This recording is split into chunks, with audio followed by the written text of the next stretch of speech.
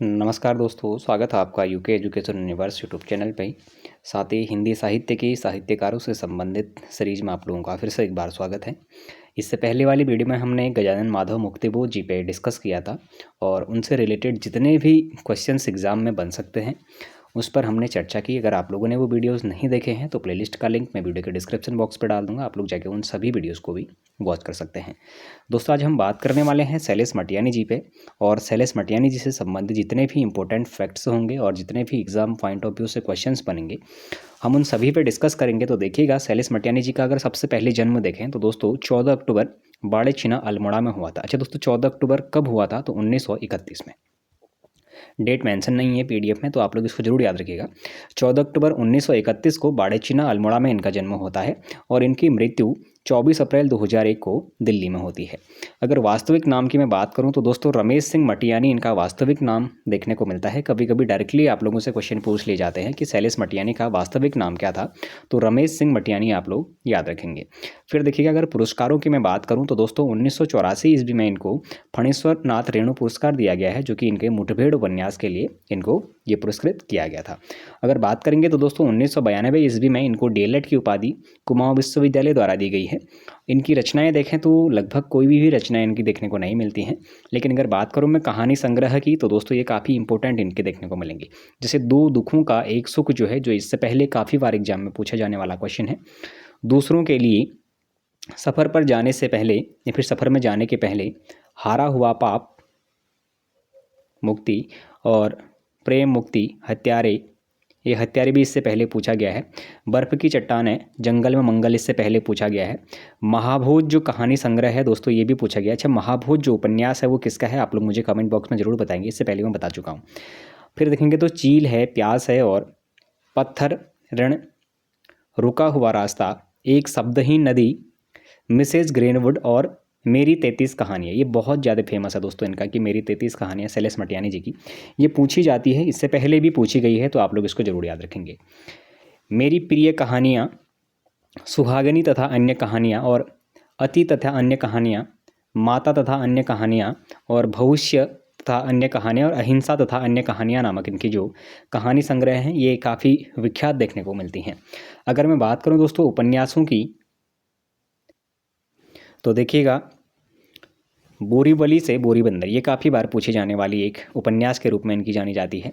अच्छा, छोटे छोटे पक्षी हैं, कबूतर खाना है, हौलदार है, और चिट्ठरी सैन, तरिया भली न काट की, और किस्सा नर्मदाबेन गंगूबाई, चौथी मुट्ठी, बारूद और बाचुली, मुख सरोवर के हंस, एक मूठ सरसों, बेला हुई अबीर, कोई अजनबी नहीं, दो बूंद जल, भागे हुए लोग, और पुनर्जन्म के बाद, जल तरंग, बर्फ गिर चुकने के बाद, उगते सूरज के किरण, रामकली, सर्पगंधा, आकाश कितना अनंत है, उत्तराखंड, डोरे वाले, सवित्री, अगोपली, गफुरन, 52 नदियों का संगम, जो इससे पहले काफ़ी बार पूछा जा चुका है, अर्धकुंभ की यात्रा, मुठभेड़, नागवल्लरी, माया सरोवर, चंदो औरतों का शहर, और शक्ति ही जीवन है, और दो रहा।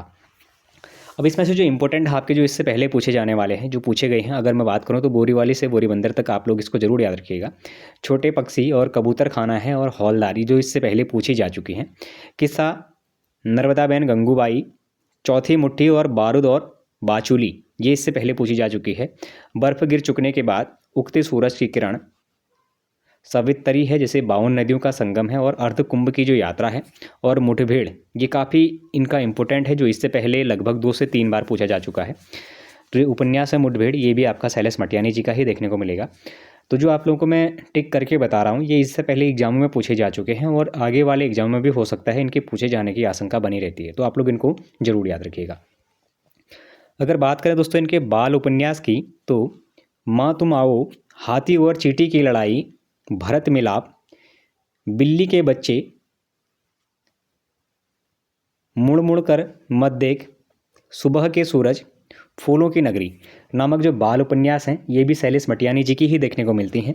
और अगर मैं बात करूंगा दोस्तों निबंध और संस्मरण की तो मुख्य धारा का सवाल, कागज़ की नाव, राष्ट्रभाषा का सवाल, यदा कदा लेखक की हैसियत से, किसके राम कैसे राम, जनता और साहित्य, यथा प्रसंग कभी कभार, राष्ट्रीयता की चुनौती, किसे पता है राष्ट्रीय शर्म का मतलब नामक जो निबंध और संस्मरण है, ये भी मटियानी जी की देखने को मिलती है।